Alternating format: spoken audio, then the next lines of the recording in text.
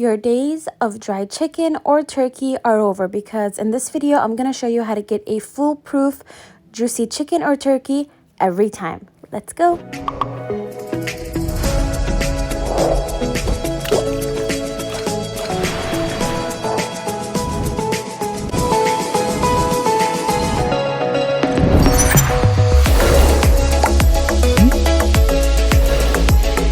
First, we're going to make the compound butter. I have some butter. I have salt, parsley, garlic, and lemon zest. And I'm going to just mash that all together. And this is only going to go under the skin of the breast just so that it can stay nice and juicy throughout the cooking process. Now, if the turkey wasn't so large and I wasn't worried about it tearing, I actually roast my chicken upside down to where the breast is down and then the dark meat is up, because as the chicken cooks, all the juices from the dark meat will go down and baste the breast and it won't finish cooking faster than the dark meat. But this is what I'm doing for my turkey. Just keep on mashing it until you have a nice smooth mixture.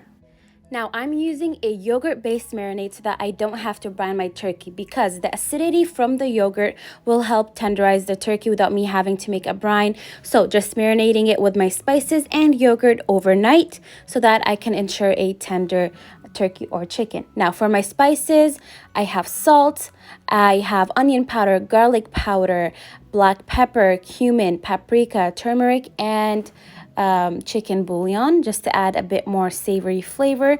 I'm gonna add that into my oil and yogurt and give that a good mix. Now for the turkey, I bought a fresh one because I really don't know how long the frozen turkeys have been frozen.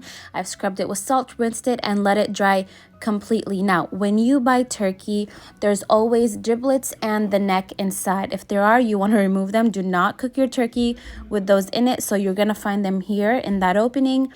And you can throw the giblets away. I usually keep the neck to make some broth with it, but I'm just gonna throw that away. Now, we want to separate the skin from under the breast so we can get all that butter in there. Just find an opening and gently move your fingers. You want to gently move your fingers upwards until we get a nice opening. Now, depending on how big your turkey is, your hand might be all up under there. But don't worry, when it comes to marinating things with chicken, you know what? If it looks gross, you're probably doing it right, okay?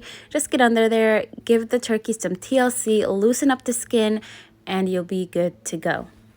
Now we're just going to take a good chunk of our butter with our spatula, put it under the skin, and with your hands, just slide the butter up all over the first half of your breast. Now, this helps when your butter is at room temperature because, as you can see, I am easily maneuvering it all the way up the breast, and it really helps if you've made a good amount of opening between the meat and the skin. So just get that pushed all the way back, and now we're gonna work on our second half. If it's giving you a hard time, just put your hand under there and give it a good rubbing.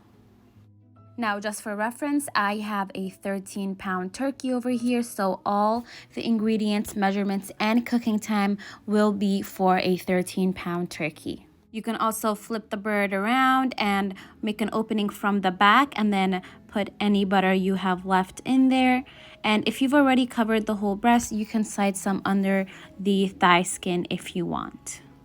So here is the marinade. I used all of it, but if you know you're not going to use all of it, separate the utensils that touch the turkey with a bowl just so you don't have any cross-contamination.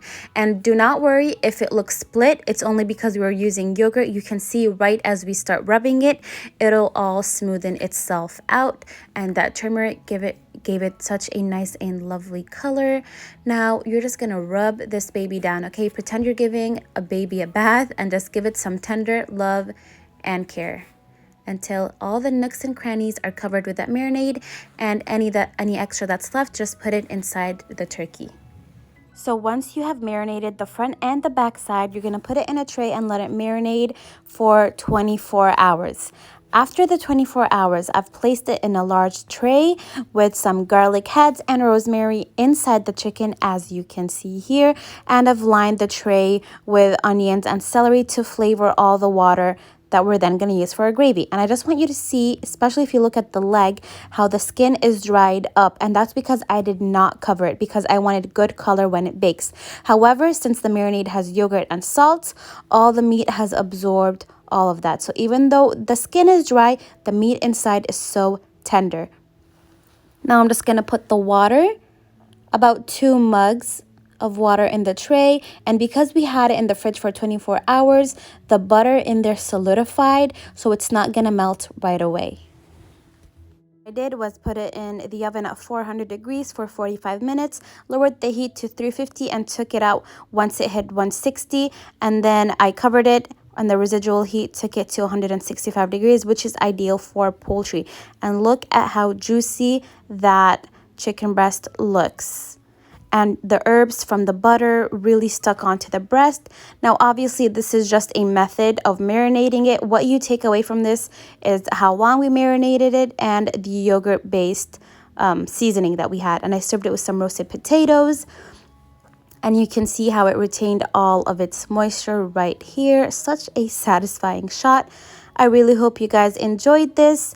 And let me know down in the comments how you guys make your turkey. Obviously, I made some gravy by making a roux with equal parts butter and flour and using all that liquid that you see in the pan. Overall, I really hope you guys enjoyed this recipe.